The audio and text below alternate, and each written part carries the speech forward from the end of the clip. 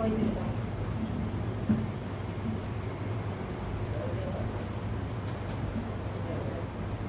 पवित्र विवाह की आराधना में आप सबों का स्वागत है। आइए हम आज की आराधना को आरंभ करते हम लोग गाएंगे साक्षीवाणी गीत संख्या 279। साक्षीवाणी गीत संख्या 279 279। हे ईश्वर दया सागर दयाल हो हमों पर और आज हमारी विनती सुन ले, अनुग्रह कर। इनका सिफारिश कीजिएगा। गीत संख्या 279 279। हे ईश्वर दया सागर दयाल हो हमों पर और आज हमारी विनती सुन ले, अनुग्रह कर। हे ईश्वर दया सागर दयाल हो हमों पर और आज हमारी विनती सुन ले, अनुग्रह कर। हे पिता हे स्वर्गवासी, तू आपकी हाजिर हो और इस पुरुष के हाथ में सौंप दे इस दुल्हन को। हे यीशु हे जगबंधु, तुम इस सहायक हो। ये अपने हाथ जोड़ेंगे, तू जोड़ दे मर्दों को। और हे पवित्र आत्मा, इन्हों पर उतर आ। प्रेम कुश शांति आनंद तू दिया कर सदा। तू इनकी रक्षा करके सब हानि से बचा। अपने उतम मार्ग में इन दोनों को चला। इस लोक में इनके घर को भरपूर कर आशीष से। वे उनको अपने राज में सनातन जीवन दे। हे ईश्वर दया सागर दयाल हो हमों पर और आज हमारी विनती सुन ले, अनुग्रह कर। हे पिता हे स्वर्गवासी, तू आपकी हाजिर हो और इस पुरुष के हाथ में सौंप दे इस दुल्हन को। मंडली उठे। परमेश्वर पिता और पुत्र और पवित्र आत्मा के नाम से आमीन। हमारी सहायता ईश्वर के नाम से है, जिसने स्वर्ग और पृथ्वी को सिरजा। स्तुति होवे पिता को और पुत्र को और पवित्र आत्मा को, जैसा हुआ आरंभ में, जैसा है और जैसा रहेगा, सनातन से सनातन हो। आमीन।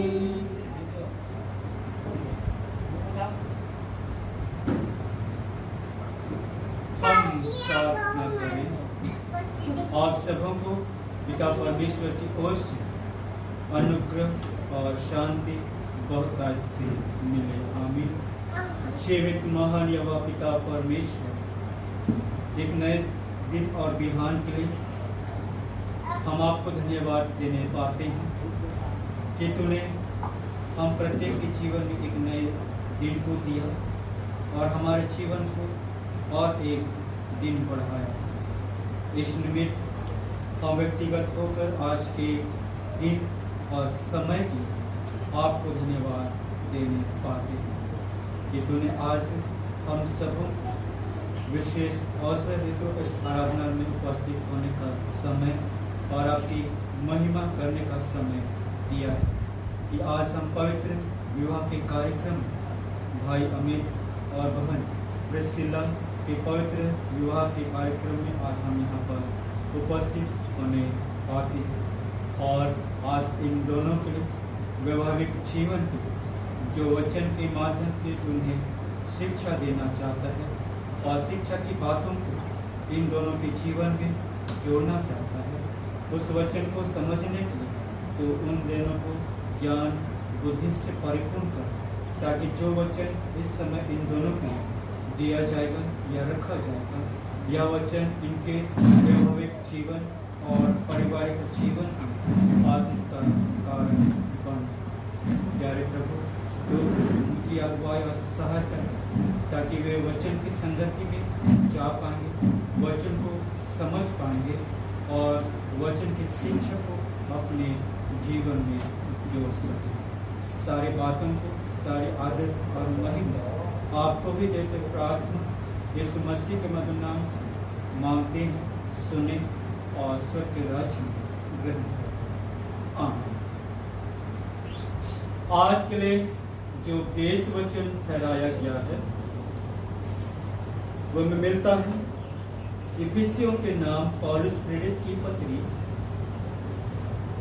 अध्याय संख्या 5 और पद संख्या 22 से लेकर आगे 30वें पद तक। इफिसियों के नाम पौलुस प्रेरित की पत्री अध्याय संख्या 5 और पद संख्या 22 से लेकर आगे 30वें पद तक, जिसमें पौलुस इस प्रकार कहता है, हे पत्नियों, अपने अपने पति के ऐसे अधीन रहो जैसे प्रभु के, क्योंकि पति पत्नी का सिर है, जैसे कि मसीह कलीसिया का सिर है और स्वयं ही देह का उद्धार करता है। पर जैसा कलीसिया मसीह के अधीन है, वैसे ही पत्नियां भी हर बात में अपने अपने पति के अधीन रही। हे पतियों, अपनी अपनी पत्नी से प्रेम रखो, जैसा मसीह ने कलीसिया से प्रेम करके अपने आप को उसके लिए दे दिया कि इसको वचन के द्वारा जल के स्नान से शुद्ध करके पवित्र बना और उसे एक ऐसे तेजस्वी कलीसिया बनाकर अपने पास खड़ी कर, जिसमें न कलंक, न चोरी, न कोई और ऐसी वस्तु, वरन पवित्र और निर्दोष। इसी प्रकार उचित है कि पति अपनी पत्नी से अपनी देह के समान प्रेम रखे। जो अपनी पत्नी से प्रेम रखता है वह अपने आप से प्रेम रखता है, क्योंकि किसी ने कभी अपने शरीर से बैर नहीं रखा, वरन उसका पालन पोषण करता है, जैसा मसीह भी कलीसिया के साथ करता है, इसलिए कि हम उसकी देह के अंग। यहाँ तक मंडली बैठे। ख्रिस्त में प्रिय भाइयों तथा बहनों और प्रिय माता पिता और आज के दुल्हा और दुल्हन, जब हम एक परिवार को बनाते हैं या एक परिवार का निर्माण करने जाते हैं, तो परिवार को बनाने से पहले या परिवार का निर्माण करने से पहले एक परिवार बनने के लिए एक स्त्री और पुरुष का होना आवश्यक है। ना आप बिना पति के, ना आप बिना पत्नी के परिवार को बना सकते हैं और ना ही परिवार को आगे बढ़ा सकते हैं। इसलिए जब एक परिवार को जब हम बनाना चाहते हैं या बनाने का प्रयास करते हैं तो एक लड़का और लड़की का या एक स्त्री और पुरुष का होना आवश्यक है, तभी हम परिवार का निर्माण कर सकते हैं। तो आज हम उन्हीं बातों को आज के वचन में सुनने का प्रयास करेंगे या जानने का प्रयास करेंगे कि एक पति और एक पत्नी की जिम्मेदारी क्या होती है जब परिवार को वे बनाते हैं या परिवार का जब वे निर्माण करते हैं। तो एक पत्नी का क्या कर्तव्य होता है और एक पति का अपने पत्नी के प्रति क्या जिम्मेदारी होती है, उन्हीं बातों को आज यहाँ पर हम जानने का प्रयास करेंगे। क्योंकि आज हम यहाँ पर देखने पाएंगे कि भाई अमित और बहन प्रिस्सिला आज वे पति पत्नी के रूप में ईश्वर के सम्मुख अपने आप को एक दूसरे को प्रतिज्ञा देंगे या एक दूसरे को वह वाचा बांधेंगे जो उनके व्यवहारिक जीवन के लिए, वह आज के लिए नहीं बल्कि संपूर्ण जीवन के लिए उस प्रतिज्ञा को वे परमेश्वर के सामने या आप लोगों के सामने वे एक दूसरे के साथ आदान प्रदान करेंगे। तो उन्हीं बातों में वचन के साथ वे भी इनके जीवन के लिए ईश्वर या पौलुस जो भी शिक्षा इन्हें देना चाहते हैं कि व्यवहारिक जीवन के लिए या व्यवहारिक जीवन के लिए या पारिवारिक जीवन के लिए या इन दोनों के व्यक्तिगत जीवन के लिए। तो यहाँ पर उन्हीं बातों को पौलुस आज एक पति और पत्नी, एक स्त्री और पुरुष के लिए दिया गया है कि एक स्त्री और पुरुष को रहना कैसे अपने परिवार में या अपने व्यक्तिगत जीवन में। तो आइए हम यहाँ पर जानने का प्रयास करेंगे कि एक पत्नी का कर्तव्य क्या है और एक पति का क्या जिम्मेदारी होती है। तो यहाँ आप अपने पति के अधीन में रहते हैं। जितने भी पत्नियां यहाँ पर बैठी हुई हैं उनके लिए कहा गया और प्रिस्सिला के लिए भी कहा गया, क्या आप अपने पति के अधीन में रहते हैं? वचन यहाँ पर कहा गया है कि हे पत्नियों, अपने अपने पति के क्या में रहना है? अधीन में रहना है। तो यहाँ पर आपसे हम जानने का प्रयास करेंगे कि क्या आप अपने पति के अधीन में रहते हैं?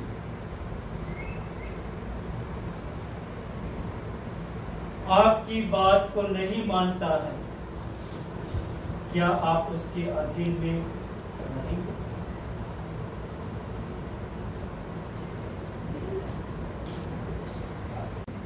क्योंकि संभालने वाला आपका कौन है? पति।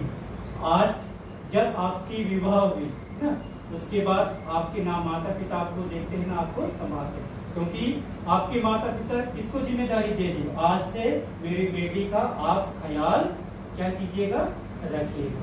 इसलिए पति अब के माता पिता की जिम्मेदारी को अपने ऊपर उठाता है कि मैं आज से आपकी बेटी को अपने परिवार के सदस्य बनाता हूँ और आपकी बेटी को मैं हमेशा जब तक इस संसार में रहूंगा तब तक आपकी बेटी का ख्याल। आप कुछ दुख में या परेशानी में घर पर नहीं जाते हैं। आपकी परेशानी को सबसे पहला किसको बताते हैं? अपने पति ही को बताते हैं, दूसरे को आप नहीं बताने जाएंगे। आप दूसरे को बताने जाते हैं तो वहीं से आपका परिवार का बात धीरे धीरे क्या होता है? फैलता है और वह बात ऐसा बड़ा बात हो जाता है जो आप नहीं कहे थे, दूसरे जो अंत के व्यक्ति पे पहुंचता है वह बात कुछ और ही निकलता है कि उसका परिवार में इस प्रकार की बातें। इसलिए जो परिवार में बात होती है या एक पति पत्नी के बीच में जो भी बात होती है उस बात को अपने पति और पत्नी के बीच में ही क्या करना है? समाधान या सीमित में रखना है। क्योंकि जो बात आप बाहर रखते हैं वह बात एक जगह ना होकर बहुत सारे लोगों के साथ क्या होता है, जुड़ता है, और वह जब जुड़ता है बड़ा रूप लेता है। तो वहीं पर जब उस प्रकार की बात को जब आप पति पत्नी होकर सुनते हैं कि वह व्यक्ति मेरे परिवार या मेरे पत्नी या मेरे पति के विषय में ऐसे कहा, तो आप वहां पर क्या होते हैं, उस व्यक्ति के प्रति आप बुरा सोचने लगते कि कैसे वह इस प्रकार की बातों को कहा। तो आगे हम देखने पाएंगे कि पर कलीसिया जैसे मसीह के अधीन है, वैसे ही पत्नियां भी हर बात में अपने अपने पति के क्या रहना है, अधीन में रहना।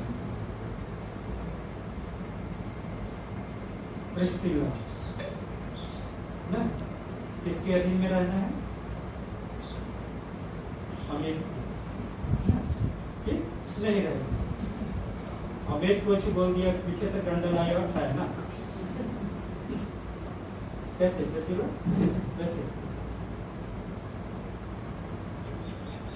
जब पति पत्नी के जीवन को जब आप देखिएगा, निश्चित रूप से पति पत्नी के जीवन में मनमुटाव की बातें होती है, छोटी छोटी बात को लेकर कभी कभी झगड़ा बड़ा हो जाता है, लेकिन इस झगड़े को समाधान करने के लिए एक पति और एक पत्नी को क्या करना है, झुकना, परिवार को बनाना। जब एक पति और पत्नी अपने परिवार को बनाने के लिए नहीं झुकते हैं, तो वह परिवार कभी भी सही रूप से नहीं चलता। यहाँ पति बोल रहा है, वहाँ पत्नी भी जवाब दे रही है, तो वैसे में आप परिवार को बना पाएंगे। आप अमीर की बातों को सुनकर जवाब देने लग जाएंगे, क्या आप अपने परिवार को देख पाएंगे? क्योंकि आज से आपकी जिम्मेदारी बढ़ती है, क्योंकि आज से अमित आपका पति है और आपको इसके अधीन में रहना है, और इसके परिवार के हर एक सदस्य को एक माले के समान आपको क्या करना है, बांधना है ना। आपके जब आप अपने ससुराल में जाइएगा तो वहाँ पर बहुत सारे लोग आपको मिलेंगे, कि माता पिता या आपके सास ससुर या आपके जो भी देवर होंगे या ननद होंगे, सबको एक माला में आपको क्या करना है, बांधना है। और जिस दिन माला टूटेगा तो धीरे धीरे उस माला के जो फूल ना, जो भी माला में जो डालते हैं, धीरे धीरे क्या होगा, निकलेगा। और जब माला बिखरता है तो पूरा माला पूरा ही बिखर जाता है। वैसे ही परिवार कि परिवार को जब आपको संभालना है तो माले के समान आपको परिवार को बनाना है।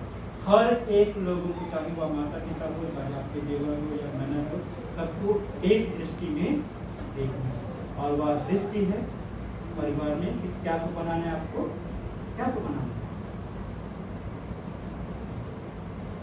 जैसे आप परिवार के साथ व्यवहार कीजिए ना, अगर आप परिवार में प्रेम को रखते हैं तो परिवार के हर एक सदस्य आपसे प्रेम कर पाए, और आपके ससुराल वाले कहेंगे मैंने अच्छा बहू पाया। आपके व्यवहार को, बात को, चाल चलन को और हर प्रकार के आदर और सम्मान को, और वो ना, इसलिए परिवार को बनाना है या परिवार को संभालना है तो पति के अधीन में रहना है।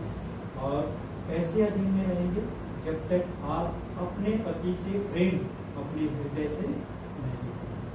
जब वे आपके पति आपके प्रेम को समझ पाएंगे तो वे भी आपसे प्रेम करने पाएंगे कि मेरी पत्नी मुझसे क्या कर रही है, प्रेम कर रही है। आगे हम देखने पाएंगे कि एक पति का जिम्मेदारी क्या होता है एक पत्नी के लिए। हे पतियों, अपने अपने पत्नी से क्या करो, प्रेम रखो, जैसे मसीह ने भी कलीसिया से प्रेम करके अपने आप को क्या किया, दे दिया। यहाँ पर एक पति के विषय में और यीशु ख्रिस्त के जीवन के विषय में बतलाया गया कि दोनों अलग अलग तरह से लोगों के साथ क्या किए, प्रेम किए। यहाँ पर पति का जिम्मेदारी के विषय में बतलाया गया है कि पतियों को अपने अपने पति से क्या करना है, पत्नी से क्या करना है, प्रेम करना है। कैसे हमें प्रिस्किला बात नहीं सुनी तो क्या करेगा उस समय? ये प्रेम वाला शब्द को इस्तेमाल कर पाएंगे कि बाहर जो भी मिला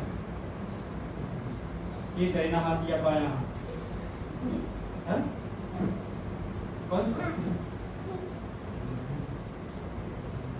नहीं उठाएंगे।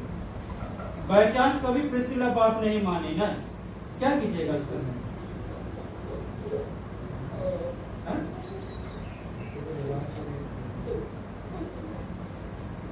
कि जंगल में अकेला जाके बैठ जाए कैसे? तो यहाँ पर वचन कहता है कि पतियों को अपने पत्नी से क्या करना है? प्रेम करना है। क्योंकि ये जो प्रेम वाला शब्द है हर प्रकार की जो मनमुटाव की बातों को वह क्या करता है? दूर करता है। क्योंकि प्रेम से कोई भी चीज क्या होता है? पिघल जाता है ना, चाहे वह व्यक्ति हो या चाहे वह मनुष्य के जीवन। ये जो प्रेम शब्द है किसी के जीवन को परिवर्तन करता है। इसी प्रकार आपके जीवन में भी प्रिस्किला के प्रति हमेशा प्रेम करना है ना, और प्रेम के साथ समझदारी को बनाना है कि आप अपने पत्नी के प्रति कितना समझदारी रखते, क्योंकि समझदारी के बिना परिवार का विकास नहीं होता। प्रेम तो आप कीजिए लेकिन समझदारी का होना भी आवश्यक है, और एक दूसरे को सबसे पहले समझना आवश्यक है। जब तक आप एक दूसरे की बातों को समझ पाएंगे तो आप समझ नहीं पाएंगे तो आप कभी भी सही निर्णय नहीं ले पाएंगे अपने परिवार में। इसलिए समझदारी का होना आवश्यक है। इसलिए 28वें पद में कहते हैं, इसी प्रकार उचित है कि पति अपनी पत्नी से अपनी देह के समान प्रेम रखे। जो अपनी पत्नी से प्रेम रखता है वह अपने आप से प्रेम रखता है, क्योंकि कभी किसी ने अपने शरीर से बैर नहीं रखा वरन उसका पालन पोषण करता है, जैसे मसीह भी कलीसिया के साथ करता है। इस व्यक्ति हम उसकी देह के अंग। यीशु ख्रिस्ट के प्रेम के विषय में जब आप देखेंगे कि ईश्वर ने हमारे खातिर या हमारे प्रेम के खातिर अपने आप को क्या किया? बलिदान किया कि हम क्या हो जाए? बच जाए। इसी प्रकार एक पति का भी जिम्मेदारी होता है कि पत्नी से प्रेम रखें। और ये जो प्रेम वाला शब्द एक पति और पत्नी के जीवन में रहता है तो उनका पारिवारिक जीवन और हमारा जो पारिवारिक जीवन, जो हम वैवाहिक जीवन को व्यतीत करें, तो हमेशा खुशी और आनंद के साथ आगे बढ़े। और जब हम प्रेम अपने पति और पत्नी से नहीं रख पाएंगे तो कभी भी आप जैसे भी चलाना चाहते हैं अपने परिवार और प्रेम शब्द नहीं रख पाएंगे तो कभी भी आप चला नहीं पाएंगे, क्योंकि पति अलग जाएगा और पत्नी अलग है, क्योंकि प्रेम उनके जीवन में नहीं।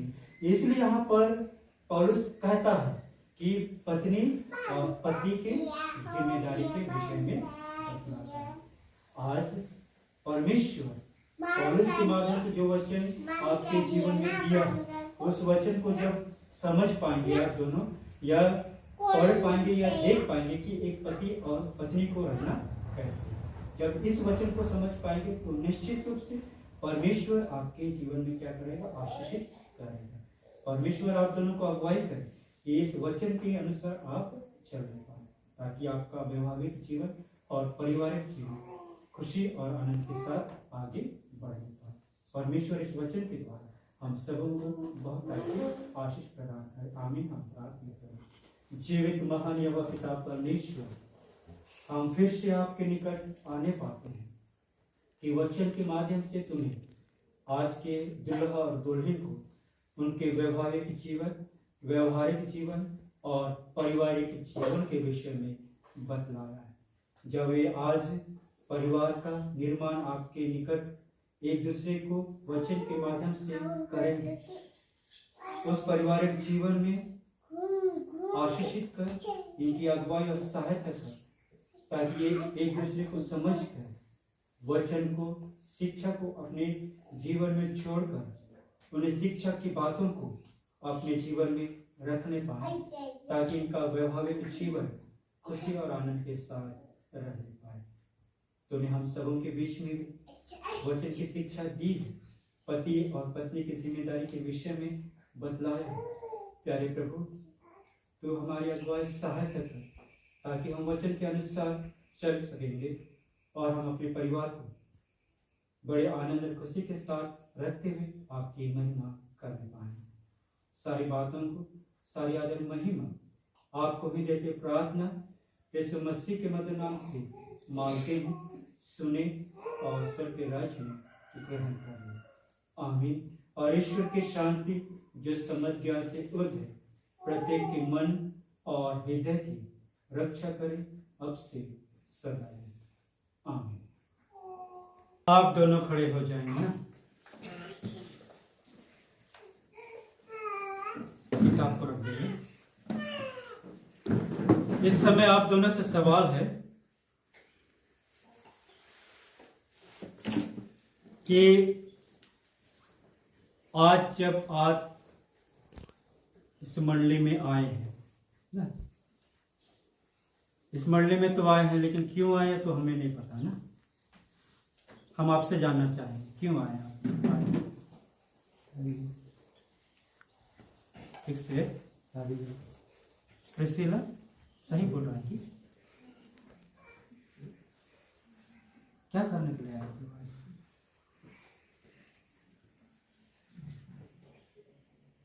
प्रिसिला नहीं जान रही हम क्या करने आए हैं। कैसे प्रिसिला क्या करने? शादी, पवित्र विवाह के लिए आए ना। ये शादी केवल नहीं, पवित्र विवाह है। तो यहाँ पर हम जितने भी लोग हैं, हम इन दोनों को नहीं जानते ना। हम इन दोनों को नहीं जानते, इसलिए हम लोग आप दोनों का परिचय चाहेंगे कि आप कहाँ से आए और किस स्थान से आए हैं और कौन से मंडली के सदस्य हैं। हम नहीं जानते। मेरे पास तो कुछ भी नहीं, केवल बुक के सिवा ना। काला पहाड़ मंडली, नाम तो बताओ। मैं काला पहाड़ मंडली, क्या नाम है? इससे पहले कुछ जुड़ा है ना। जब आपको दृढ़ीकरण दिया गया ना, तो उस दृढ़ीकरण पत्र में कुछ लिखा हुआ था क्या? हाँ, काला पहाड़ मंडली से।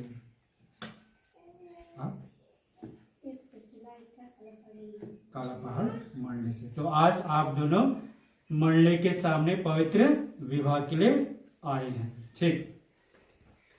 अब हे ख्रिस्त अमित रोशन होरो, सर्वज्ञानी और सर्वोपस्थित परमेश्वर के सामने अपने इस दुल्हन को विवाह की प्रतिज्ञा देकर मेरे पीछे पीछे बोलो, मैं ख्रिस्त अमित रोशन होरो तुझको है ख्रिस्त प्रिसिला इक्का सर्वज्ञानी ईश्वर के सामने तुझको है ख्रिस्त प्रिसिला इक्का सर्वज्ञानी ईश्वर के सम्मुख और इन साक्षियों के सामने प्रतिज्ञा देता हूँ कि मैं तुझको अपनी धर्म पत्नी करके कभी ना त्यागूंगा, वरन मरने लो सुख और दुख में विश्वस्ता से प्यार करूंगा। इसमें ईश्वर मेरी सहायता करे। आमीन। अब हे ख्रिस्त प्रिसिला इक्का सर्वज्ञानी और सर्वोपस्थित परमेश्वर के सामने इस अपने दुल्हे को विवाह की प्रतिज्ञा देकर मेरे पीछे पीछे बोलो, मैं ख्रिस्त प्रिसिला इक्का तुझको है ख्रिस्त अमित रोशन होरो यहाँ सर्वज्ञानी ईश्वर के सम्मुख और इन साक्षियों के सामने प्रतिज्ञा देती हूँ कि मैं तुझको अपना धर्मपति करके कभी ना त्यागूंगी, वरन मरने लो दुख और सुख में विश्वासता से प्यार करूंगी। इसमें ईश्वर मेरी सहायता करे। आमीन। इस अपने प्रतिज्ञा को दृढ़ करने के लिए परस्पर अंगूठी पहनाओ और अपने दाहिने हाथों को मिलाओ। उसको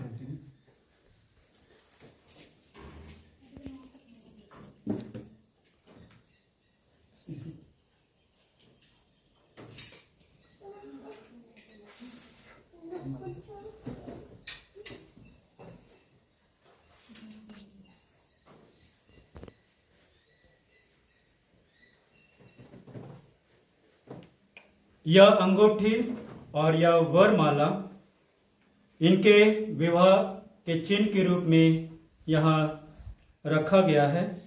तो मैं कलीसिया का दास होकर इस अंगूठी को त्रिएक परमेश्वर पिता और पुत्र और पवित्र आत्मा के नाम से संस्कार करता हूँ, और इस माला को भी त्रिएक परमेश्वर पिता और पुत्र और पवित्र आत्मा के नाम से संस्कार करता हूँ। आमीन। चलो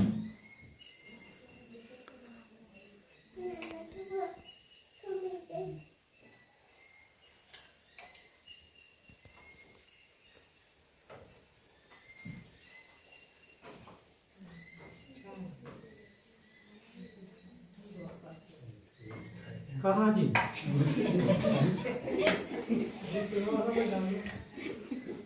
दूसरा नहीं, उसी में दूसरा में नहीं चल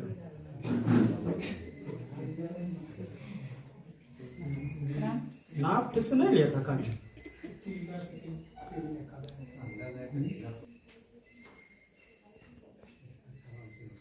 आपको ना तो आराम से बना है। चलिए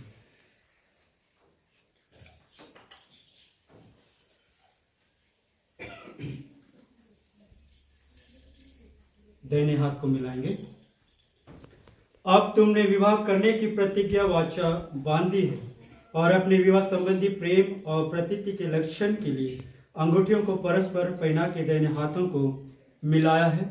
इस पर मैं क्रिस्तानी मंडली का निर्दास होकर तुम्हारा विवाह स्थापित करता हूँ, परमेश्वर पिता और पुत्र और पवित्र आत्मा के नाम से। आमीन।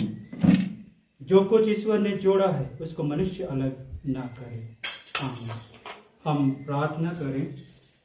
हे प्रभु परमेश्वर, तूने नर और नारी को सृजा और विवाह के लिए नियुक्त किया और गर्भ के फलों से धन्य किया और अपने प्रिय पुत्र से ख्रिस्त और अपने दुल्हन रूपी मंडली का भेद उसमें जनाया है।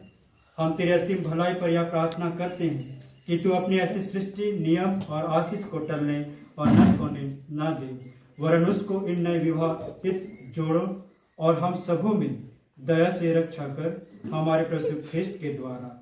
आमीन।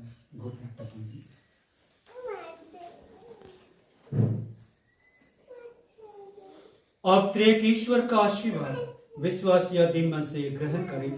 परमेश्वर तुझे आशीष दे और तेरी रक्षा करे। परमेश्वर पर मुख का प्रकाश तुझ पर चमकावे और तुझ पर अनुग्रह करे। परमेश्वर पर मुख का प्रकाश तुझ पर चमकावे और तुझे कुशल देवे। आमीन। ईश्वर सहाय। इस समय विवाह संपन्न हुआ। इस समय हम लोग रजिस्ट्रेशन में जाएंगे। सबसे पहले दुल्हा और दुल्हन आएंगे, उसके बाद दुल्हे की तरफ से 2 गवाह और दुल्हन की तरफ से 1 गवाह, वो हमारे जीएल कलीसिया के सदस्य होंगे। तो पहले दुल्हा और दुल्हन आएंगे, उसके बाद दुल्हे की तरफ से 2 गवाह और दुल्हन की तरफ से 1 गवाह। तो इस समय हम दुल्हे की तरफ से जितने भी लोग आए हैं उनसे आग्रह करेंगे कि वे इस समय गीत गाएंगे ना। दूल्हे परिवार जितने भी हैं वे एक गीत गाएंगे कि हम रजिस्ट्रेशन का कार्यक्रम को करें।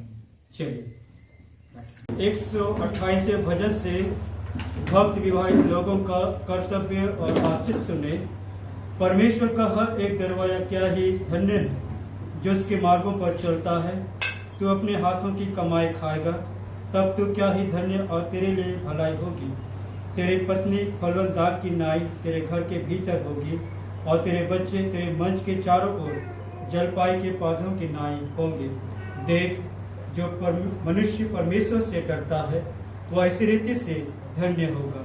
परमेश्वर तुझे सिय्योन से आशीष दे, और तू जीवन भर यरूशलेम की भलाई पर दृष्टि किया कर, और अपने बच्चों को देखने पाए। ईश्वर पर कुशल हो। जीवित महान यहोवा पिता परमेश्वर, इस समय हम फिर से आपके निकट आने पाते हैं। आपकी आशीष और अनुग्रह के द्वारा आज भाई अमित और बहन प्रिस्सिला को तूने पवित्र विवाह के बंधन में जोड़ा है। आज तूने मंडली के सामने इन दोनों को पवित्र विवाह के बंधन में एक साथ जोड़कर इनके बीच में एक परिवार का निर्माण किया है। आज जैसे ये अपने परिवार का निर्माण करते हुए अपने परिवार को आगे बढ़ाना चाहते हैं। प्यारे प्रभु, तू दोनों को ज्ञान बुद्धि से परिपूर्ण कर, दोनों को एक दूसरे के समझने के लिए समझदारी का जीवन प्रदान कर, ताकि दोनों एक दूसरे को समझते हुए, एक दूसरे का सहारा बनते हुए, एक दूसरे का ख्याल रखते हुए अपने परिवार के जीवन को आपकी अगुवाई में साकुशल बिताने पाएंगे। निश्चित रूप से हर प्रकार की बातें और हर प्रकार की परिस्थिति और हर प्रकार की परेशानी उनके जीवन में आएगी।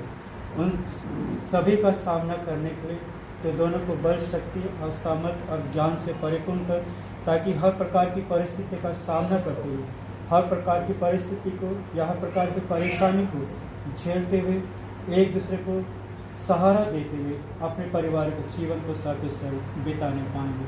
तूने और परिवार और एक परिवार को आज एक संबंधी के रूप में जोड़कर उन्हें भी तू अपने संगति में लाया है। दोनों परिवारों को भी आपके निकट लाते हैं कि तू दोनों परिवार के संग हो ले, दोनों के परिवार की रक्षा और रखवाली कर। परिवार में माता पिता पाए जाते हैं जिन्हें तूने परिवार के मुख्य के रूप में चुना है। उन माता पिताओं को भी आपके दर के हाथों में सौंपते हैं कि तू उन्हें भी सुस्वस्थ जीवन प्रदान कर, तो उन्हें भी अपनी संगति में रह, ताकि वे भी आपकी संगति में रहकर अपने पारिवारिक जीवन को सकुशल और परिवार की देखभाल भली भांति करते हुए परिवार का विकास करने पाएँ। जो खुशी और आनंद की बातें तूने आज दोनों परिवार में जोड़ा है कि दोनों परिवार के बेटा बेटी, तो तूने आज परिवार के बीच में पवित्र विवाह के रूप में इस आराधनालय में उपस्थित होकर इन्हें पवित्र विवाह के बंधन में जोड़ा है। इस समय हम सभी को जब हम इन दोनों से भेंट मिलाप करेंगे तो हमें अगुवाई का सहायता करें, ताकि हम इनके साथ भेंट मिलाप करके पारिवारिक जीवन की शुभकामना हम दे पाएंगे। तूने सुबह से लेकर अब तक के जीवन में हमारी रक्षा रखवाली की और हमें संभाला। यहाँ से विदा होकर जब हम अपने अपने घरों को जाएंगे उस समय भी तो हम हर एक के संग हो, हमारी रक्षा रखवाली की, तो हमें अगुवाई का सहायता करें, ताकि सकुशल हम अपने गंतव्य स्थान में पहुँच पाएंगे। पहुँच कर आपकी महिमा के साथ आपके नाम को सराहना पाएंगे। आपकी महिमा के निमित्त हमने जो भी दान दिए हैं उन दानों को ग्रहण कर आशीषित कर, ताकि इन दानों के द्वारा आपकी महिमा के कार्य वचन का प्रचार प्रसार को हम करने पाएंगे और लोगों के एक संगति में लाने पाएंगे। फिर से गौरव परिवार और एक का परिवार और साथ ही साथ भाई अमित और बहन प्रिस्सिला को आपके दर के हाथों में सौंपते हैं। इनके परिवार के जीवन में में आशीषित करें, ताकि आपके आशीष और अनुग्रह में बढ़ते हुए अपने परिवार जीवन का विकास करते हुए आपकी ही महिमा करने पाएंगे। अब तक के जीवन में हम प्रत्येक जो भी पाप गुनाह किए हैं सभी पाप गुनाह को क्षमा कर प्रार्थना से मसीह के मधुर नाम से मांगते हैं, सुने और स्वर्ग के राज्य में ग्रहण करें। आमीन। हे हमारे पिता जो स्वर्ग में है, तेरा नाम पवित्र किया जाए, तेरा राज्य आए, तेरी इच्छा पर भी हो। हमारे प्रतिदिन की आज हमको दे और हमारे अपराधों को क्षमा कर, जैसे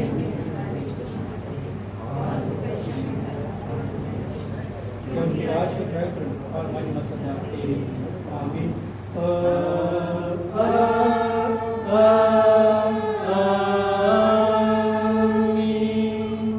और त्रिएक ईश्वर का आशीर्वाद विश्वासी और दिनों से ग्रहण करें। परमेश्वर तुझे आशीष दे और तेरी रक्षा करे। परमेश्वर पर मुख प्रकाश तुझ पर चमकावे और तुझ पर अनुग्रह करे। परमेश्वर पर मुख प्रकाश तुझ पर चमकावे और तुझे कुशल देवे। आमीन। आमीन।